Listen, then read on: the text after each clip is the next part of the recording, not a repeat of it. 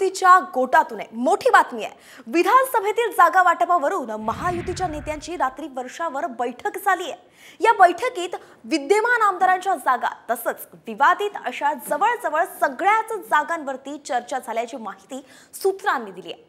विधानसभा निवडणुकीच्या प्रचार रणनीतीवरती या बैठकीमध्ये चर्चा झाल्याचं कळतंय। जाहीरनाम्यात सामन्यांच्या मुद्द्याला प्राधान्य देण्यात येणार असल्याची माहिती सुद्धा साम टीव्हीला सूत्रांनी दिली आहे।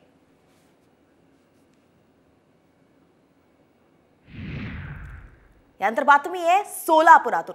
सोलापूरच्या अकलूजमध्ये आज महाविकास आघाडीचा मेळावा होणार आहे आणि या मेळाव्याला हर्षवर्धन पाटील सुद्धा उपस्थित राहणार असल्याची माहिती मिळतेय। हर्षवर्धन पाटील भाजपचे इंदापूरचे नेते, ते इंदापूरमधून निवडणूक लढण्यासही इच्छुक आहेत, पण याच ठिकाणी अजित पवारांचे आमदार दत्ता भरणे हे आहेत आणि त्यामुळेच हर्षवर्धन पाटील हाती तुतारी घेणार अशी चर्चा सध्या सुरू आहे।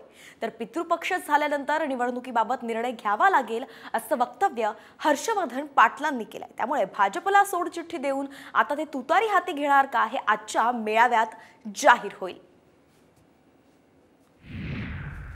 बऱ्याच गावगावच्या कार्यकर्त्यांनी आपणही पाहिलं असेल की त्या सगळ्या लोकांचा आग्रह असा आहे की येणारी उद्याची विधानसभेची निवडणूक ही तुम्ही लढवली पाहिजे। जनतेचा जो आग्रह आहे त्या आग्रहाचा मी विचार करावा असं प्रचंड प्रेशर या इंदापूर तालुक्यातल्या तळागाळातल्या सगळ्याच छोट्या मोठ्या कार्यकर्त्यांचा आग्रह आहे। आता पितृपंधरवडा आहे, पितृपंधरवडा झाल्यानंतर याबद्दलचा योग्य तो निर्णय मला घ्यावा लागेल।